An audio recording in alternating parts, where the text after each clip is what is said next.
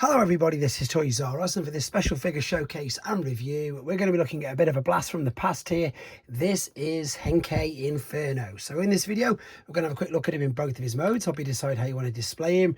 We'll do a quick comparison with the very first, of course, use or very first Inferno figure.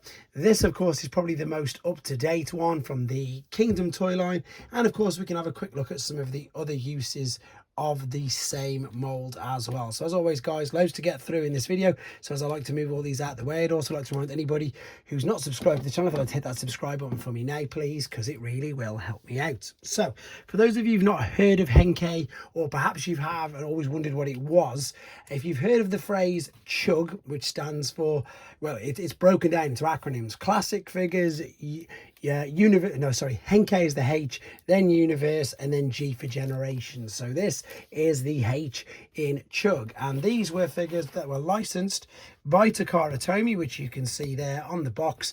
And pretty much what they did was they took figures sometimes from the classics line, sometimes now from the United line, etc., and during them years, and what they just did was they gave them better paint jobs, give them some chrome, and just, I suppose, in without stating the obvious, they just made them look that little bit better. So Henkel figures, I suppose, are like what would be known now as Takara premium finish. Before we have a quick look at him, let's have a look at the packaging. He did come packaged in his robot mode. There's some beautiful artwork of him there on the front. As I say, you'll probably recognize these figures. That is, of course, Classics Optimus. With a few of these, yeah, there's, of course, Ironhide and Ratchet. But as I say, you'll notice that, especially with Galvatron, they've got this different color scheme. And as I say, that's just because they used, at the time, better paint apps. Now, of course, I can't translate that, unfortunately. I do believe there's an app. I perhaps should have a look for it, but let's have a look at the figure itself, and I'll probably demonstrate to you exactly what it says anyway. So this is a very big and chunky mold. You may, in fact, probably the most common use of this mold I don't actually have. It was either the Reveal the Shield or the Hunt for the Decepticons grapple. So it's the very same mold as that. As I say, it was also used for a GDO hotspot, and indeed for, I think it might have even been an eHobby exclusive Artfire. So there are the molds. As I say, they are huge. I mean, these are what I would class as, I suppose, exactly that, you know, old school Voyager class. I mean, look how much bigger they are compared to today's, so I say today's standards, but even that's quite a bit older. But you can see what I mean by just how big that particular figure is. In fact, I might as well bring in the Kingdom one. I'm pretty sure it's Kingdom because, yeah, grapple was Earthrise, and the size difference there is crazy. But let's just see how much better this is compared to that. I can't see many differences. Let's have a look at the actual articulation. And so, I mean, first and foremost, it's obvious they've scaled it down a little bit. There's probably less bulk going to it. That's pretty cleverly all wrapped up by the looks of it. As I say, let's have a look at this guy then. So let's move this out of the way.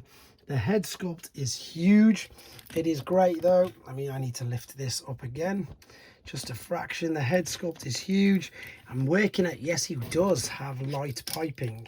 That is light piping behind the eyes. Hopefully you can see that just lighting up there, which is great. The head will spin around. It will look up and down. These shoulder panels can lift up, so you can still lift the arms all the way up. You can still spin them all the way around. They're actually on ratchets. You can hear them clinking away. There is, it's not really an ab crunch, let's be honest. It is for transformation. There is no waist swivel with this though, so no waist swivel. The legs will come, you can see how these independently move as well, up and down on that hinge. That moves up and down. They will go out to the side that way, swivel at the top of the thigh, huge knee bends. Yes, there is an ankle tilt rock and a toe tap, etc.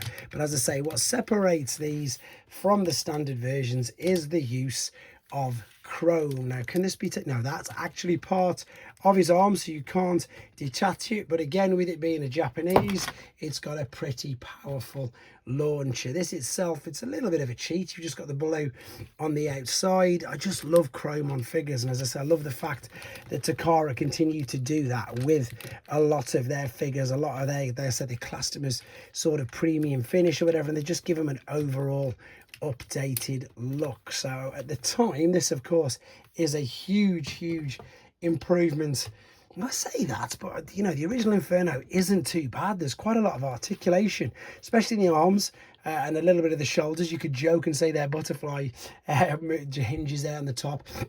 And of course, I suppose he suffers mainly for the leg movement and articulation in it. But overall, as I say, it's just, I wanted to just do a bit of a blast from the past with a couple of my older figures. Just, oh, I'm knocking everything over everywhere just because I've been asked to. So, funnily enough, there is an Earthrise Prime, which again is a Voyager class. So you get an idea of just how big he is. That is the same as a G1 Prime. It's just the 40th anniversary. I want to have a quick look at the wrists just to see if they move. I'm not too sure. Let's have a look. No, they don't. Just very quickly, just because I've got one standing here, he's bigger than Masterpiece Crosscut, quite a bit bigger in fact. But to be fair guys, that's pretty much all there is to say and have a look at in his robot mode. Let's come right back and have a look at him in his alternate mode.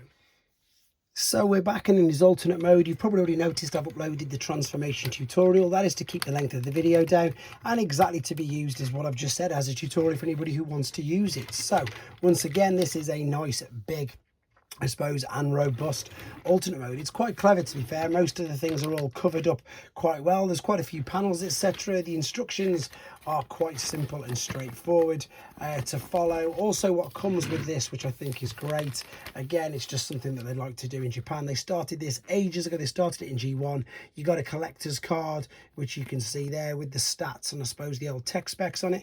And you also got like a little manga comic as well. Now remember, in Japan they read the books from one side to the other, so basically it's sort of backwards to us, so you read it this way.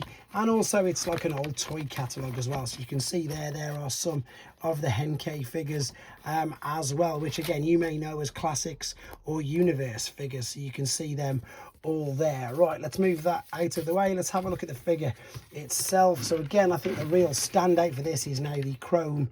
It's no ladder on it, of course, but again, we've already seen that fires really well. The chrome's pretty much hidden all the way there. The front bumper does move slightly. All wheels, as you can see, are completely individually pinned on, which is great. And again, it's big, it's chunky, it's robust. It is a lot bigger than the G1 original, which you can see there.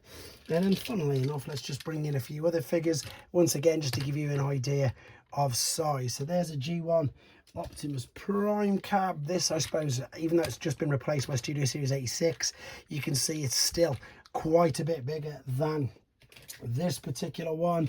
I always use Optimus Primes because most people tend to have lots of Optimus Prime figures. Way bigger than the animated. Now, it's not as big as in length of this, but I suppose there's perhaps more to it. That is, of course, Shockwave from the Bumblebee movie, which was one of the figures falling down a minute ago.